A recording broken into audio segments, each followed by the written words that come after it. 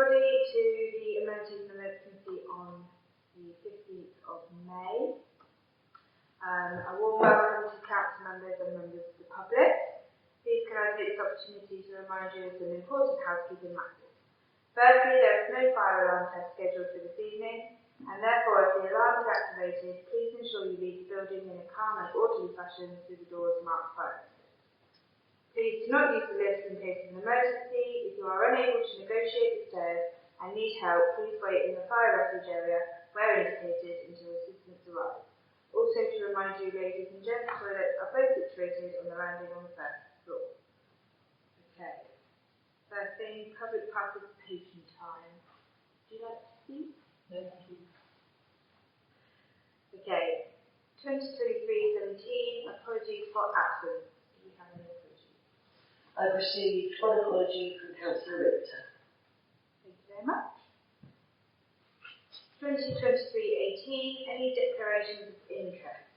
Under the Localism Act 2011, sections 26 to 37 and Schedule 4, and in accordance with the Council's Code of Conduct, members are required to declare any interests which are not currently entered into the Members' Register of Interest, or if he or she has not notified the managing officer. Are there any other declarations? No? 2023-19, to resolve and exclude members of the press and public.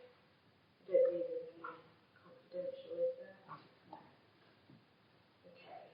Moving on, 2023-20, committee meeting minutes. To confirm and sign the minutes of the Amenities and Events Committee meeting held on March 21st, 2023. That's the update. Seconder?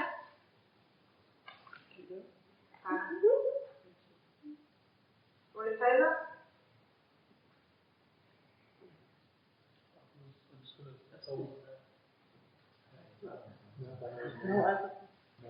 Sorry.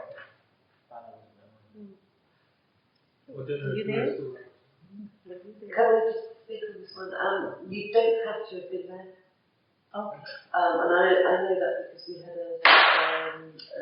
not a skill call. What was the training entry? What's the Somerset branch of? What are they called? SLC. So, thank you so much. We had a training session with them about a month or so ago, and they confirmed that you don't actually have to be there. Even on you weren't on the committee, neither of you were on the committee, were you? the I don't know. They just said you don't have to be there, so I guess it means the same thing. I'm happy. Okay, that's all happening. Moving on to 2023-21, Manager's Report, A, Operation. Good evening, councillors. Evening. I'll stick with what time I have that help. So, yeah, very short reports. Some recommendations for you. If you don't mind going through these. So, pundits are noted, and we go through the recommendations and consider those and decisions to be made. We continue with the Cemetery Extension project. CDS have surveyed the land and making progress following on from the last committee. We've been asked to provide a valuation for the land adjacent to the car park, the grass area by the nursery. Therefore, we've contacted the district valuer to provide this valuation. Unfortunately, there's a cost to this of £1,500 plus that. But to make progress with the project, we need this work carried out. So can I recommend that we pay this amount from EMR budget? That's the case. Thank you, Adrian. Yeah, it's one of those. It's something that's probably got to be done legally. You have to follow due process. It'd be interesting to see, how much the actual land is actually worth. If it's going to be more or less than actually £1,500.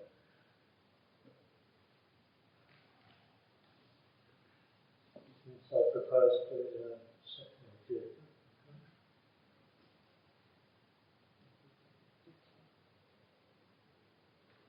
All in favour?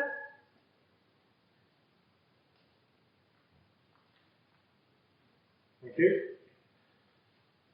2.1s.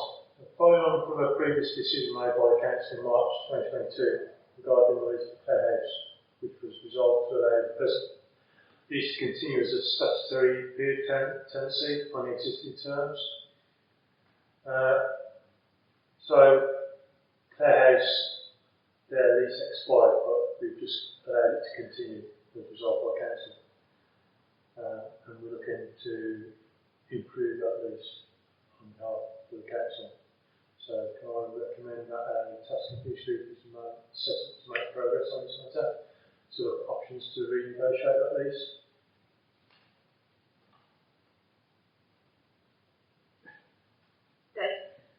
Again, I think probably a sensible way forward, bearing in mind we can actually explore the evidence behind the lease and the finer details. So happy for that.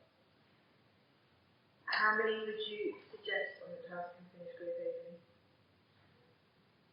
I think if we have a group of 3, that'd be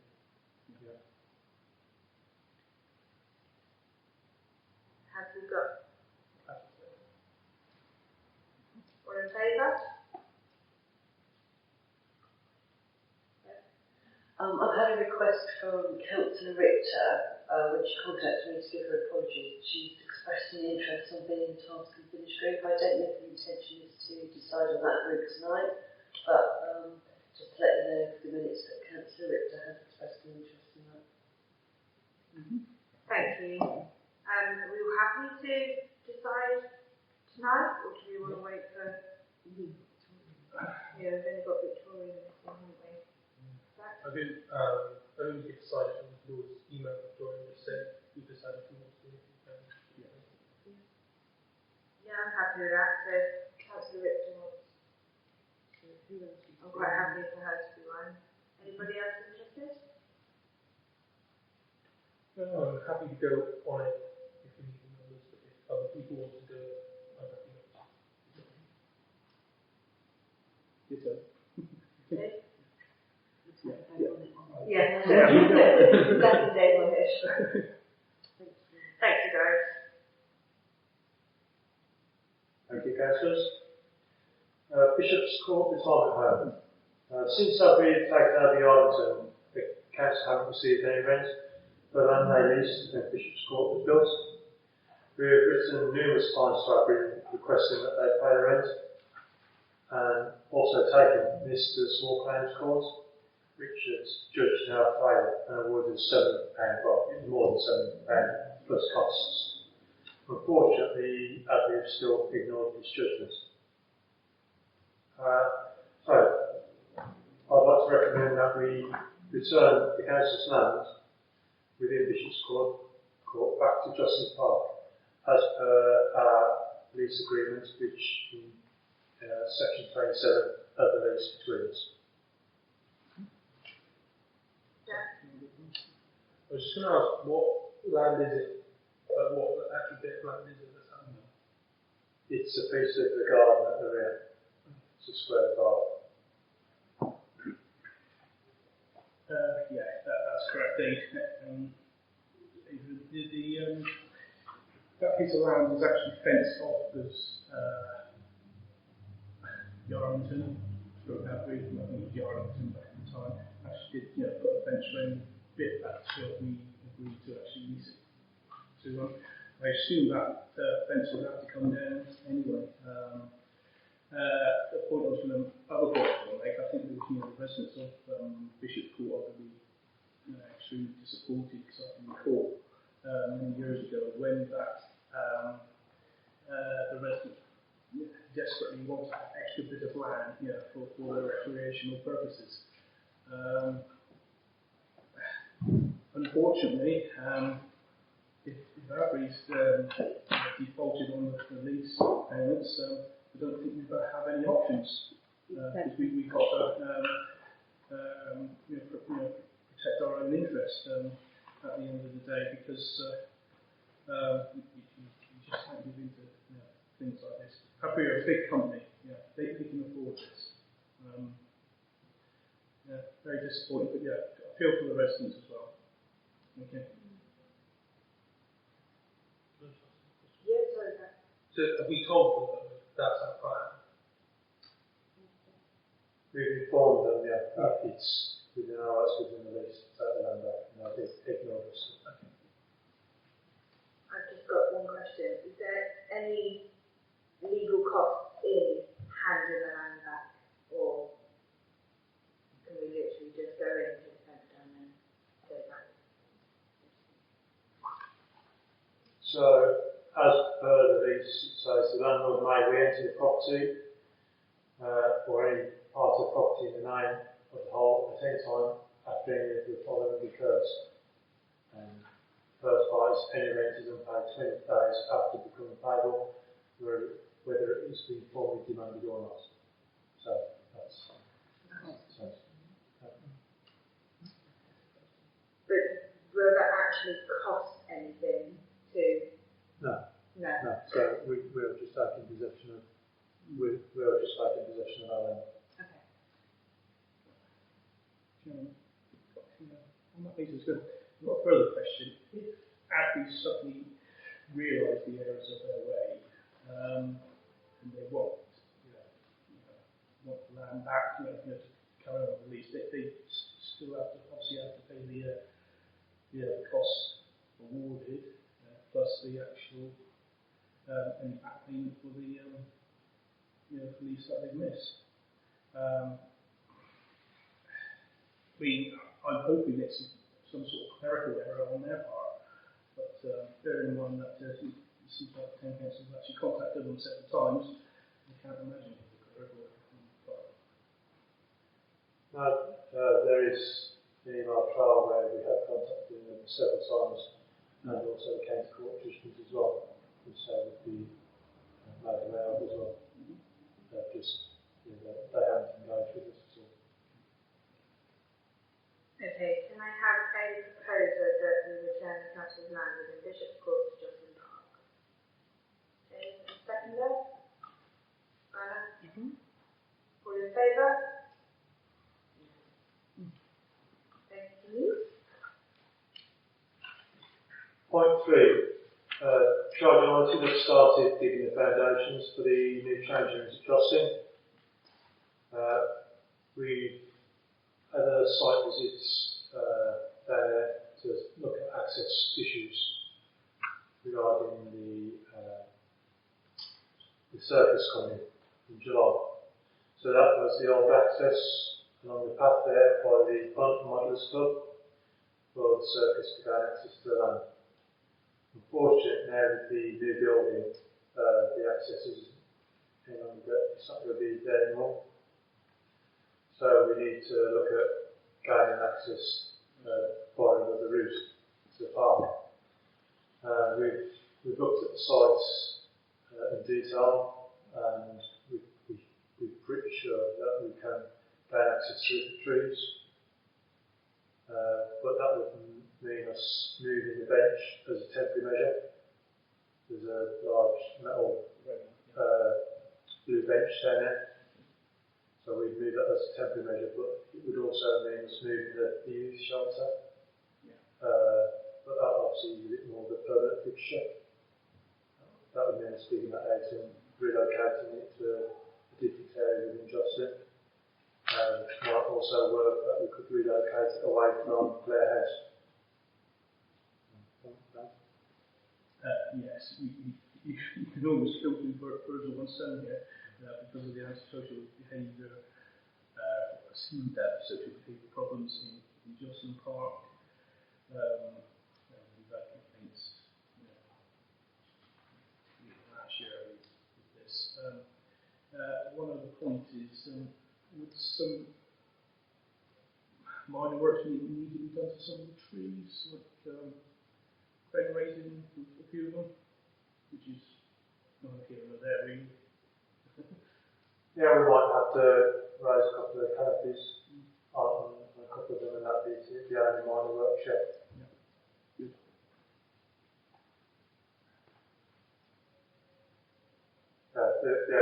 We have investigated that none of the trees are too code and they are not within the conservation area either.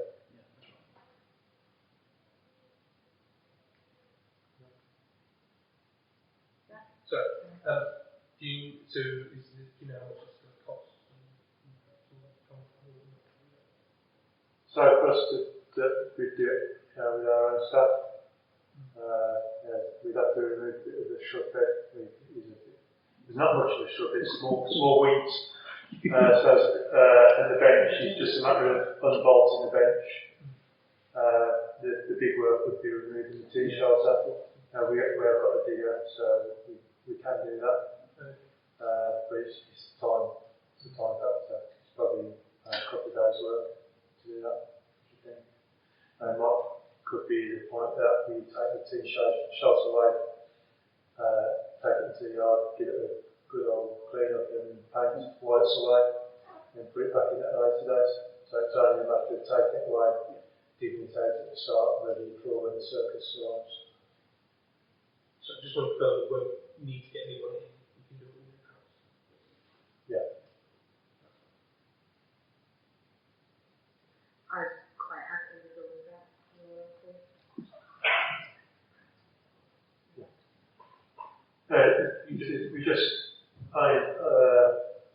We just need to make sure that we can get through the trees. We measured up. There's a 5-metre gap between the trees, so we think that is a wide enough gap to get the tractor and trailer units through from the circus. I don't know, Dave, if you've got any experience of seeing the size of the tractor and trailer units they have. Not the one not the one they use. It might be worth getting some measurements off them. To actually just double check. Yeah, that's cool. Yeah. I can't imagine it'd be that big. But we don't want to come unstuck. On the day when they've got to get in, we can't get in. So just for clarification, there's no recommendation here as such. No. But given the time frame, you as operations manager can get on and do what you need to do without permission. I'm not asking for a recommendation. This is just to discuss with informal discussion with councils, just to give the heads up so they're aware. Thank you. Point four, just we have now completed the installation of the new equipment up Hanson. We've had a piece of equipment already replaced because there was a fault with one of the pieces of equipment which I picked up. That's already been replaced by Wickstead. And we are having opening ceremonies on the 18th at 11 o'clock.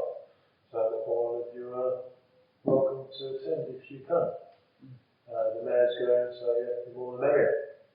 We've got the show school coming and UK school. They can't. As I said, they've got their GCSEs. So, hopefully you get quite a few kids there to the open ceremony. I'm hoping to go.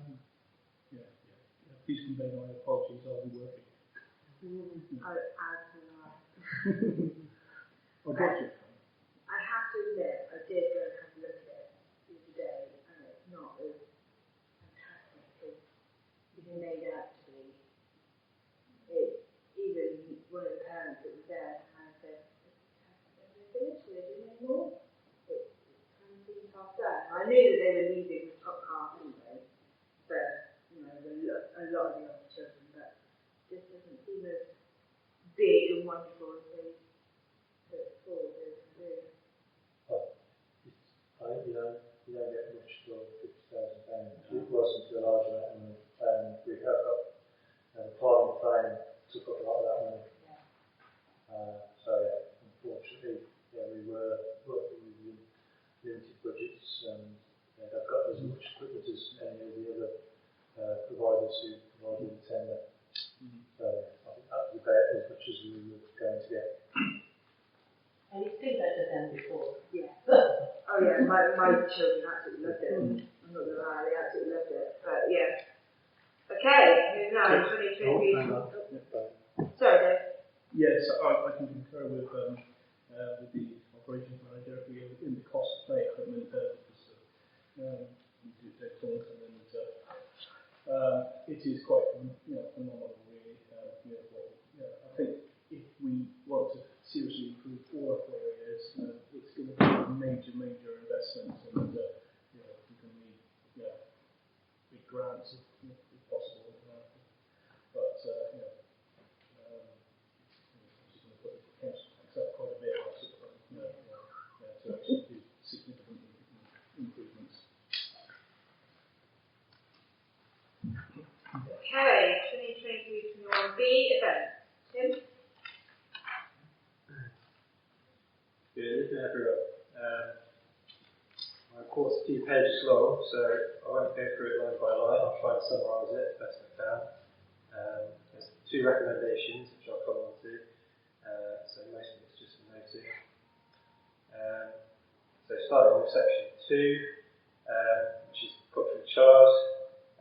We're continuing to meet on a monthly basis, and believe we're making really good progress with the consortium. In fact, Bev and I have literally just been doing a bit of evaluation, which will go to the external evaluator to look at in due course. So there's a little bit of an update there on those bullet points with what each of the partners have been contributing to recently. 2.1, the Spring Festival, a few weeks ago now. It was largely a success. Some of the ticketed events, unfortunately, weren't quite as well received as we'd hoped. But on the whole, it was a good success. The Celebration of Dance event was particularly well attended, with about 500 attendees, maybe a bit more on the day. It was good to see lots of community groups and Chard coming together and supporting that event.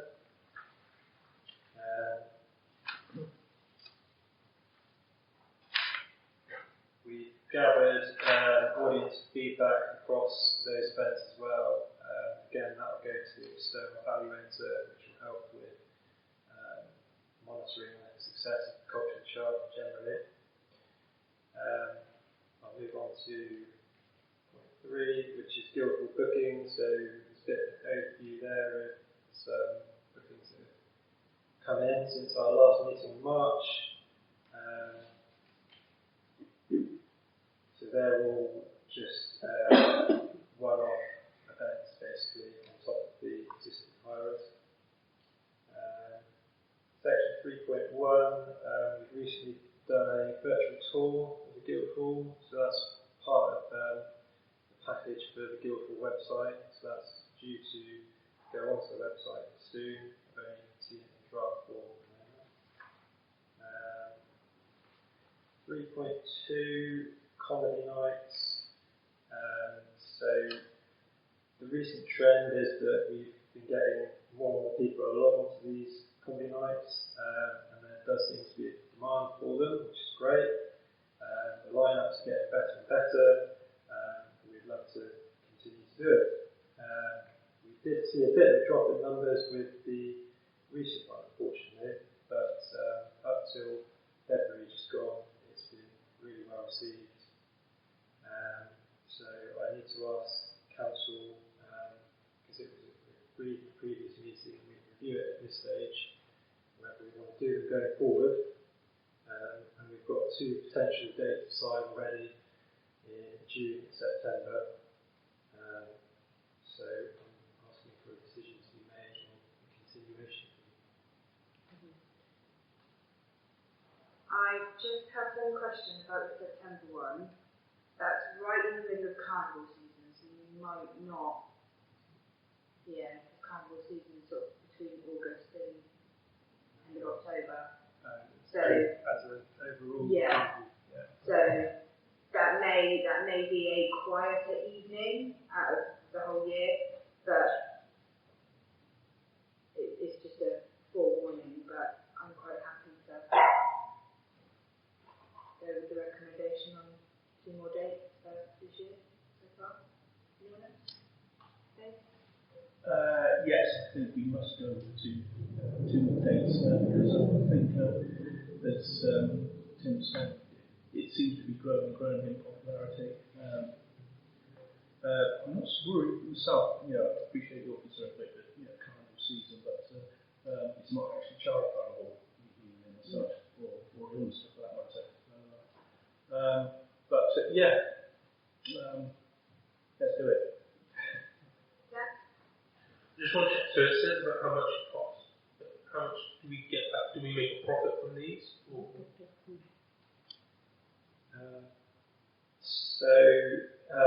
We charge a ticket price, generally £10. I've kind of experimented with different options for bulk buying, but £10 flat rate seems to work the best. It's nice and simple. We made a small profit in the February one. A lot of them have been funded, so we've had either MPIG funding or cultural child funding for a lot of previous ones. But we want to do a bit more work to make them more successful. I'm speaking with the promoter quite regularly at ways we can improve the marketing side and different tacks with, for example, Gareth mentioned recently about changing the setup of the night to possibly have less acts, which our fee will become less, and we can still charge the same ticket price. So, there's a number of options to look at really, still a work in progress. Any more questions? I was just going to ask, moving forward, is it going to be funded by the country charge? No, so that would have been the last one. Because the cultural child funding comes to an end in March next year. So that is something we need to consider. If it is not making any profit, going for those 2 days is a question mark.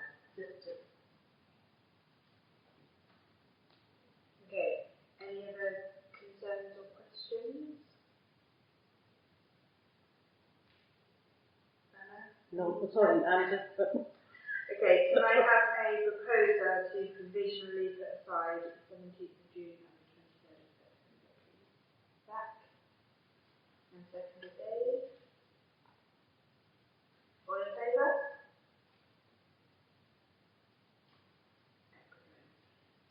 Tim? Okay, so point 4 is community plan. So that's continuing to make really good progress. We're at a stage now where we're looking at a couple of engagement events on the 9th and 10th of June for the public to see the results and draft action plan, so they can see being transparent and see what's happened so far. 5, electronic payments with Guildhall. I'm still to look at some other providers basically, so we can give some comparison on the previous offering that I presented. So I'll look to get that in for our next meeting. 6 is King's Coronation a couple of weeks ago now, so we screened Coronation in the town hall. Didn't have an awful lot of people arrive, but for those that attended, it went really well. We also offered a crown making competition, and we didn't have much uptake on that either. It was a little bit flat, unfortunately. The original plan of the competition was to kind of involve more groups and get out to schools and things like that, but it seems to be increasingly hard to kind of work with the schools. I think everyone's got a lot on at the moment, unfortunately. So that was that. The Upper Henson Fair, I think we've already covered that in the Adrian's report, so I'll also for that. We've also had the St George's Day Parade last month. That was really well attended with lots of local groups of Chard, such as the Scouts and Guides, Football Club, Watch Group, Rugby Club, Rotary Club, Burn Animal Sanctuary, and the Chard Young People Centre. And it was also an honour to have the presence of High Sheriff of Somerset and the Deputy Lord Lieutenant. The service was at St Mary's Church, and then there was an afternoon committee here back at the town hall afterwards. That all went well. Number 9 is town prize competition, so that's planned for the 24th of June, and we've currently got 16 town criers down to compete in the competition. There'll be a procession up from the Guildhall and down College Street towards the steps behind Sainsbury's where they're going to do the town crying bit. And then there'll be it will be judged there basically. Most of the action will happen there, and there'll be lunches back at the Guildhall afterwards. And then the last one is section 10, which is to do with peak festivals. So this is basically a festival that happens across lots of local towns and seems to be really successful in the ones I've visited anyway at least.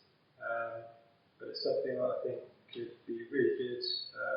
Chard, if we were to close Hollywood Street off, like we would if we did a market as such, and it would hopefully bring in a lot of footfall to Chard, and if it's successful, hopefully it's something we can look at doing annually perhaps, maybe even more frequently than that. There's a little bit to consider obviously with road closures and things like that will have an impact. So it's a recommendation I want to put forward in principle if I were to kind of look at what the costings are and find out a little bit more that's involved. But I'd like a sort of decision in principle really. Should I continue to look further into this or not? Thank you. Yeah, I think that's a really good idea. They already do the carnival street fair along the Ocean Road, so I see we need similar sort of, obviously not similar stores, but similar sort of layout, and I think that's very successful. So I think that'd be really good for the town. I think it's a good idea. Dave? Yes, of course. Yeah. Agree in principle. The other thing I was just going to mention, I'm a member of Chard Rotary Club, so St George's Day, I know it's already gone, but just a personal interest in that. I don't sit here and there really. But no, in principle, yeah, I'm happy to attempt to actually do that exploratory work. Yeah, I quite like the idea. Would Hollywood Street be big enough for what they do? Yeah, I think they kind of come and do a site visit and plan the event accordingly, but it's all, they take their benefit basically, they organise the road closures and everything, so it's quite a simple one if we were to go down that route. Okay, can I have a proposed petition for some further information? Seconder, Anna, all in favour? Excellent. Thank you, everybody. Next meeting is. Can I just quickly? Yeah, sorry, Jack. Sorry, just overall on all the events that are going on. I think they're really good. Obviously, there's been some feedback that people not seeing it advertised. Are you taking that on board, or kind of thinking about different ways to advertise? Because I've seen a few of them haven't been as well attended as they could have been. And some of the things that I see, I don't know if it's just people being negative or what it is, and having seen that the events are on until the events are on after. So I don't know if you've taken that on board. Yeah, of course. So is there, can I ask a bit more about that? Is that related to any specific events? Or? I'm just trying to think back. I saw a couple of, trying to think back which ones they actually were. I've just seen them on Facebook, so when we've advertised and stuff. I think it was particularly the festival things that we were doing, some of the events there. And I think some people said, oh, I didn't know that was all. And I I don't know what advertisement we did. Or if we did like a broad range and just kind of focused on certain bits. Because I saw quite a bit on Facebook. I did see quite a bit on Facebook. Obviously, a lot of people don't use Facebook, so I don't know if we're kind of thinking. I'm just thinking because there's low numbers already. If there's ways to just increase that. Yeah, it's definitely something I'll be looking into. We don't just advertise online because there are a lot of people still online. So there are posters up all around town in local shops and businesses. There's usually something in Chard Minutes to use in print form. And then what else do we do? Mostly it is online, but quite limited other than doing a leaflet drop, which is something we've done in the past. Maybe we look into again.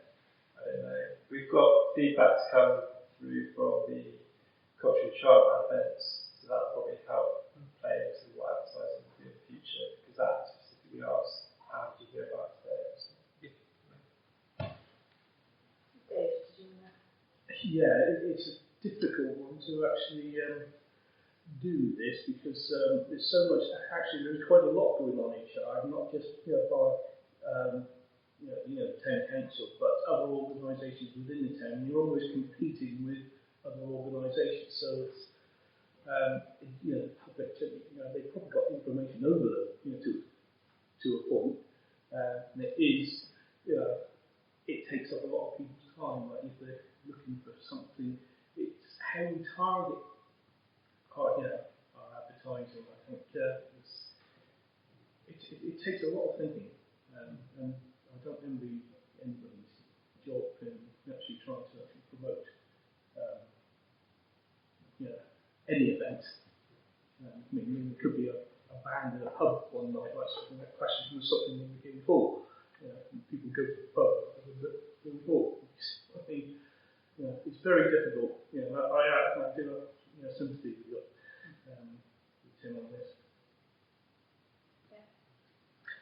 Thanks, Tim, and I would just like to reiterate what Tim said, that there was sort of every medium possible, I think, but for the Spring Festival and all the other events. But Dave, your comment is really pertinent because having recently started to collate all the data on the community plan survey, it is quite obvious that we had just under 600 respondents from the community plan survey to a 33 question survey. That's not bad. And one of the things that have come out of it is people don't know what's going on. They're saying they want things that we've got already. So this issue of communicating and tasking is you're right, Dave, it is quite tricky because we do, as far as we're aware, apart from leaflet dropping, most of the mediums that are available to us. So it is quite an interesting phenomenon. Just thought I'd share that with you all. Thank you.